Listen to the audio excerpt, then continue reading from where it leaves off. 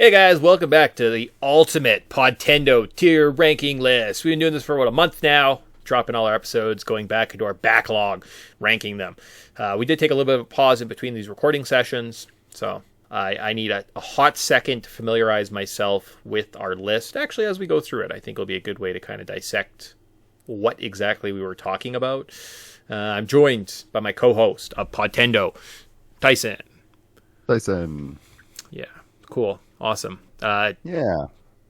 Been a little bit since we've done one of these. Yeah. So just giving everything a quick scan. You're like, yeah, I think everything seems about all right. I trust our past opinions. I believe in us. We can discuss if you see something and you're like, oh, it's disgusting that game is sitting there, right? Like, ugh, weird. Like Resident Evil, what are you doing on the top list? We should burn you.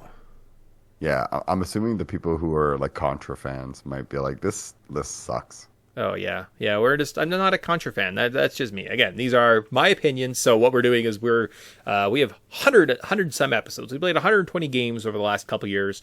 We're going to try and put them on a ranking. I haven't gone out and listened to our opinions on our takes. I would encourage everyone to pick up, again, if you're going to go to the backlog, around 50, I think we hit our stride. Start listening at 50 onwards. I appreciate that. First 50, you really have to love me to get through some of those shows. Or if we talk about a specific game that like you hold dear, listen to that one. So today I think we're looking at games or episodes 41 through 50. So that's the games we'll be discussing today. So, all right. So with that, number 41, we have Batman for the NES. Yeah. Do we put this just behind Stick of Truth above Kirby's Adventure?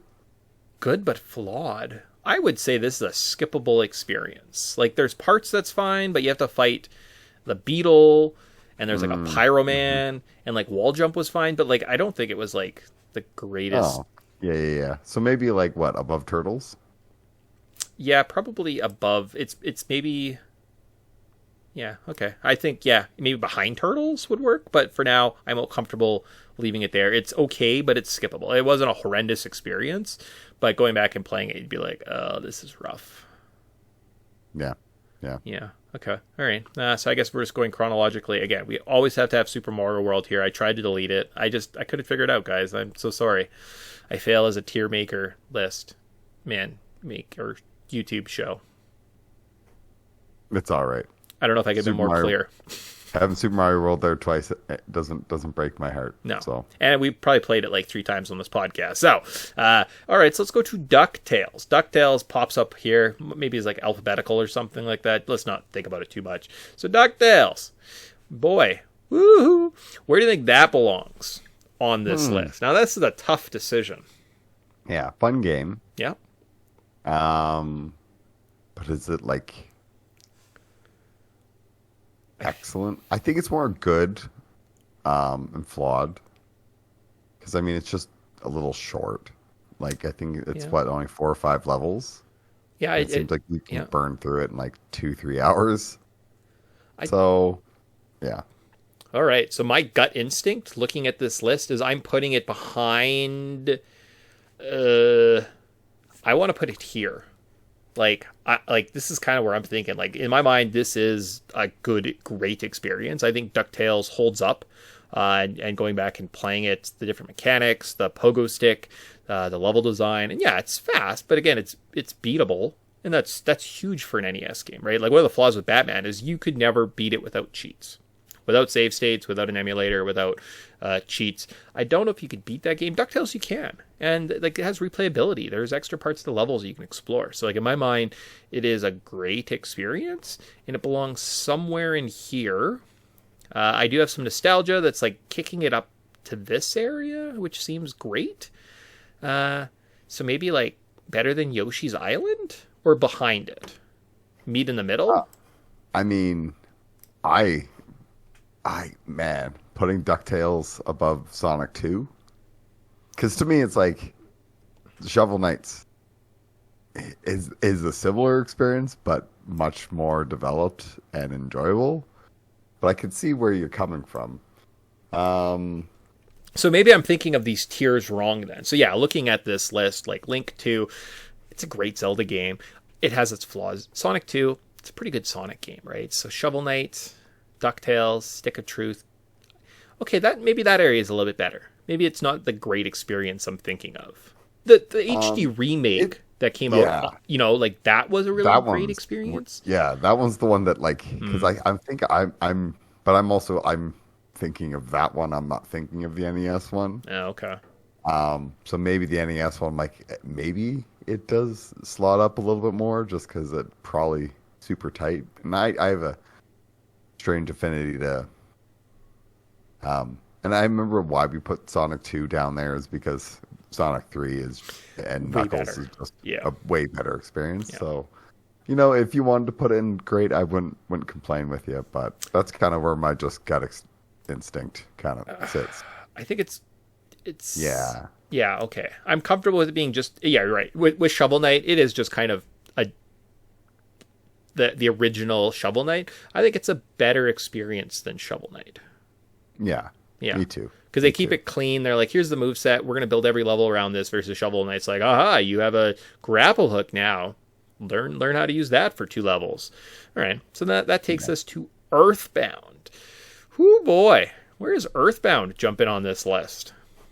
Wow. I was like, this is where you were gonna put probably DuckTales is kind of where I might lean towards putting Earthbound. Right here, eh? Yeah. Yeah. Okay. That's kind of where I like gut instinct. I would say Earthbound belongs with Mario RPG and Final Fantasy 2. I just don't know in which order. I would probably do this because I think it's better than Mario RPG. Yeah. Yeah. No, I think that's a good spot for it. Okay. So like I'm comfortable with that, but now I'm seeing Chrono Trigger out here at the top of the list. It's not better than Chrono Trigger. Is it better than Mega Man 2? Is it better than... I feel like this is too high. Yeah, especially since it's Donkey Kong Country 1. Do we put that behind Zelda, like at the end of this list? Yeah, that's what I was going to say. Because you read my mind, that's definitely... And I like that because, Earthbound is... not as good as not as Chrono Trigger. It's definitely not Link's Awakening. Link's Awakening is probably the best Game Boy game ever, right? So take that. Mega Man 2, incredible platforming experience. But then I would have to say these RPGs. Yeah, I like that. That seems a lot better to me. That's kind of the difference between Chrono Trigger and Earthbound is Mega Man 2. What more could you ask for in a great list? Yes. Yeah, you know what? That math checks out. Yeah. So I'm curious now to have to wait for that episode to release and find out why was Donkey Kong Country so high. You know what? I'm fascinated to know as well. Maybe like, we just this also stands out as like one of these things does not look like the others. I get it. Actually, you know what? It's good. It's a fine game. Yeah. But... well, and I feel like there's going to be a lot of movement. And speaking of which, I know the fractured butthole is now. Where do we put that? I'm thinking, basically. I think that there's actually going to be starting to be a little bit of a gap between the top of the good tier. Like I think the DuckTales barometer as a benchmark, as a good game. We're going to start building things out much more to the right of that list.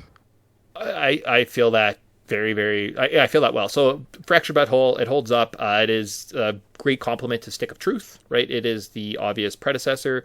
It's a fun but flawed and limited RPG, right? Like it just doesn't have that much. This has like 2 things you can do. This has 3. It's still, you're just playing a South Park episode. It was a lot of fun. Really enjoyed it. But I'm okay with it there. Yeah. And looking at Resident Evil, it's like, man, I'm really tempted to move you down to the great experience. But where would it go? Yeah, I don't know. Do we put it behind Zelda, like next to Donkey Kong? Because it's like... that's where I put, like, that's what I mean. Like, it would go from required playing. No, I think required playing is to understand video games. So what they did, like, the jump from RE, the first game, right? Yeah. That flawed blocky mess to this game, which is genuinely scary and like it's cinematic, and they know that they're restricted, and the forced camera angles allows them to just kind of, I don't know, create these static backgrounds that look beautiful. The horror elements, the crimson heads, the extra storytelling. It is just a scary Zelda. You're in a mansion, you're in a dungeon with keys. It is such a good experience. I played it over the summer. I understand why it's required playing, because to understand, if you like Zelda, you should play this game. Yeah. Right? Yeah.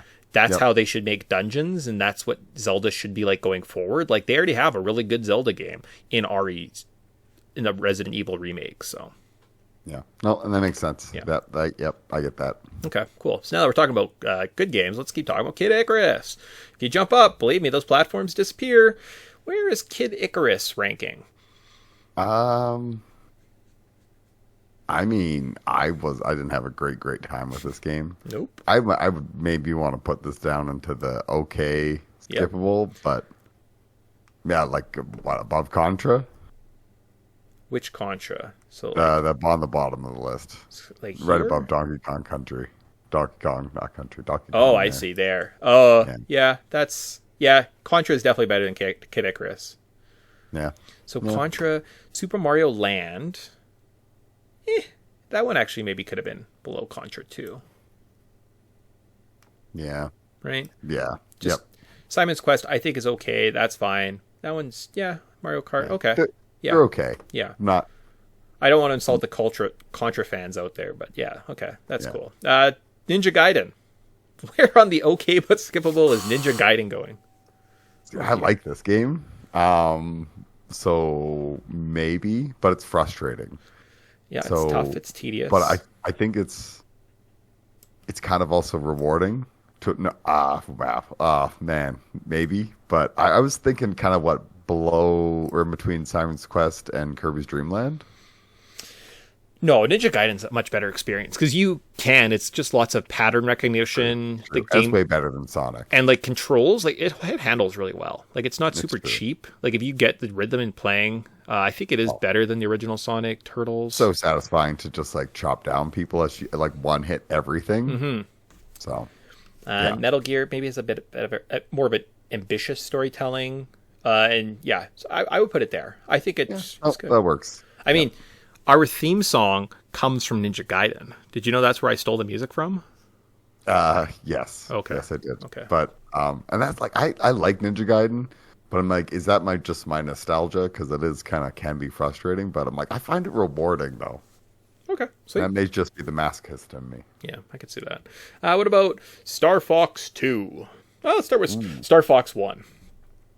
Yeah.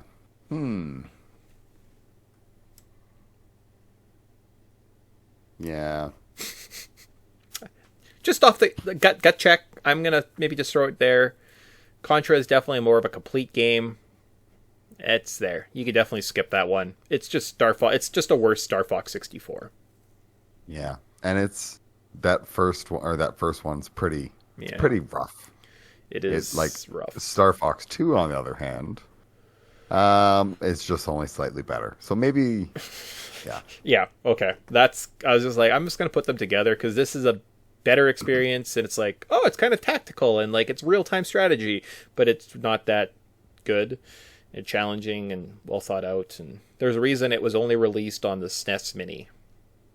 Yes. Yeah. And like it was pushing the SNES hardware to the limits, but it was pretty limited hardware for that 3D design that they were going for, and it's just rough. So. Have they released Star Fox 2 on the SNES Online for the Switch? I haven't checked.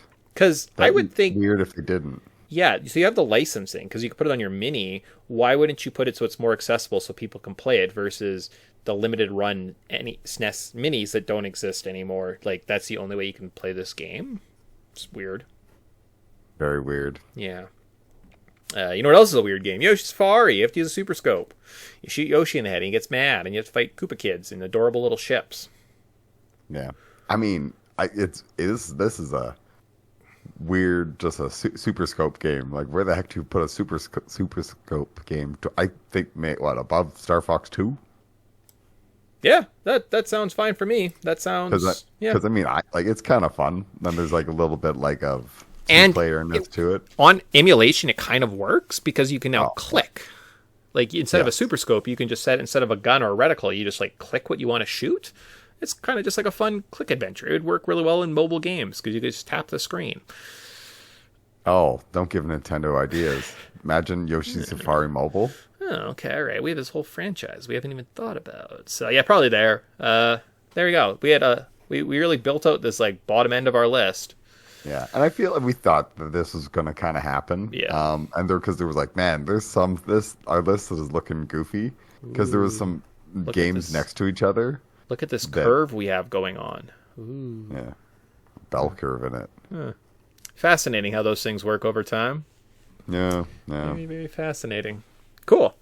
Yeah, so I think I'm happy with that performance. So halfway through our shows, well, not because we're in like the 120s at this point. Halfway through the original 100, it's not bad. It's going to get more clustered, so it'll just be more dense going forward. But I think we can handle it. When I look at this list, I think that there's a lot of games in okay and skippable that are good games. Yes. But that's why they're okay. They're not bad games. They're just okay. And I mean, if you have an affinity to them, they're fun to play. Yep.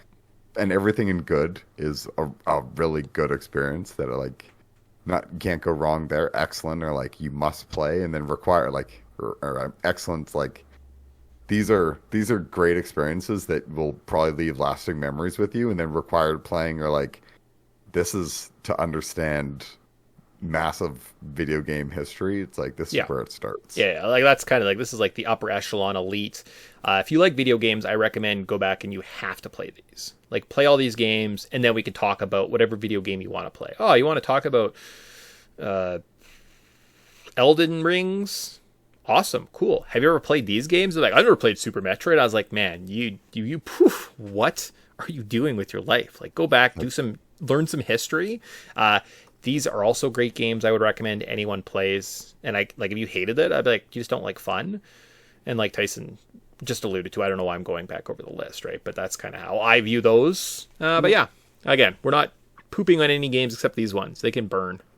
Just looking at you. Oh, yeah, that one in particular. And I'm excited to throw another one below that one. We're getting there. We're definitely getting there. So, but it's coming. yeah.